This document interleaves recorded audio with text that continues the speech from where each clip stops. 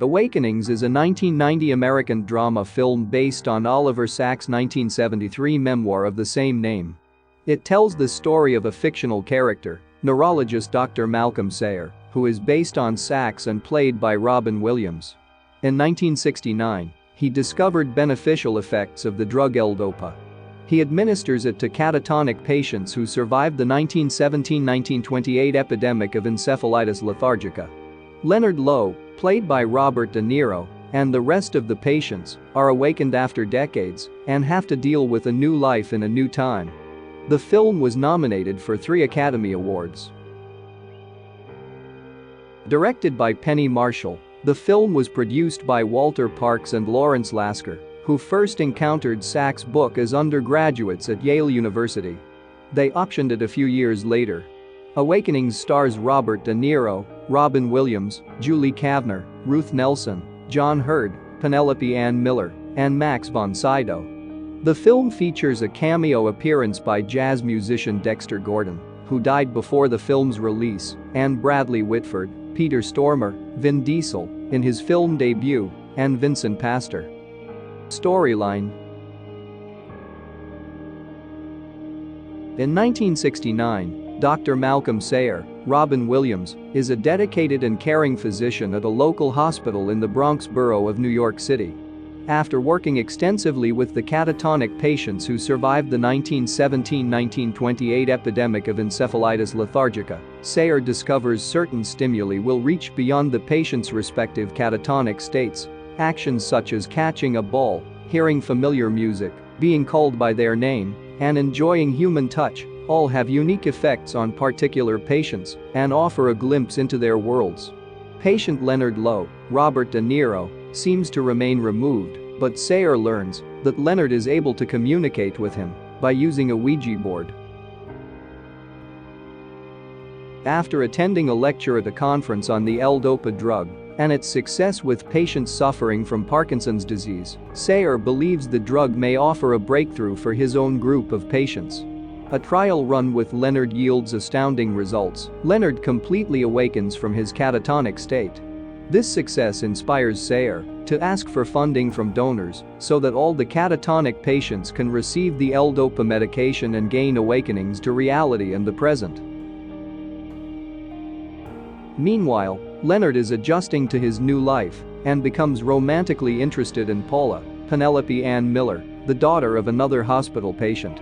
Leonard begins to chafe at the restrictions placed upon him as a patient of the hospital, desiring the freedom to come and go as he pleases. He stirs up a revolt by arguing his case to Sayer and the hospital administration. Sayer notices that as Leonard grows more agitated, a number of facial and body tics are starting to manifest, which Leonard has difficulty controlling. While Sayer and the hospital staff are thrilled by the success of L-Dopa with this group of patients, they soon learn that it is a temporary result. As the first to awaken, Leonard is also the first to demonstrate the limited duration of this period of awakening. Leonard's tics grow more and more prominent, and he starts to shuffle more as he walks. All of the patients are forced to witness what will eventually happen to them. He soon begins to suffer full body spasms and can hardly move. Leonard puts up well with the pain and asks Sayer to film him in hopes that he would someday contribute to research that may eventually help others. Leonard acknowledges what is happening to him and has a last lunch with Paula, where he tells her he cannot see her anymore. When he is about to leave, Paula dances with him. For this short period of time, his spasms disappear. Leonard and Sayer reconcile their differences, but Leonard returns to his catatonic state soon after. The other patients' fears are similarly realized as each eventually returns to catatonia, no matter how much their L-Dopa dosages are increased. Sayer tells a group of grant donors to the hospital that although the awakening did not last, another kind, one of learning to appreciate and live life, took place. For example, he overcomes his painful shyness and asks nurse Eleanor Costello, Julie Kavner, to go out for coffee, many months after he had declined a similar invitation from her. The nurses now treat the catatonic patients with more respect and care, and Paula is shown visiting Leonard. The film ends with Sayer standing over Leonard behind a Ouija board, with his hands on Leonard's hands, which are on the planchette. "Let's begin," Sayer says. "Did you know?" When filming the scene, where Dr. Sayer and the security guards attempt to restrain Leonard, Robin Williams accidentally hit Robert De Niro in the face with his elbow, breaking De Niro's nose. De Niro later commented that his nose had been broken before, in the opposite direction, and this injury straightened it back out. The rock on which Leonard Lowe, Robert De Niro, stands is named Killy Rock. It is in Edgewater Park, a small waterfront community in the Bronx, New York.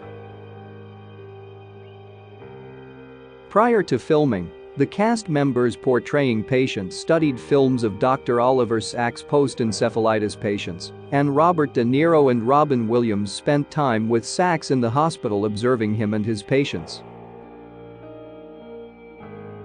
Robert De Niro wanted Shelley Winters to play his mother. However, the studio insisted that she read for the part first. Winters refused to do so, and when she met the casting director, she reportedly put both her Oscars on his desk and said, "Some people think I can act." See you later. Thanks for the subscription.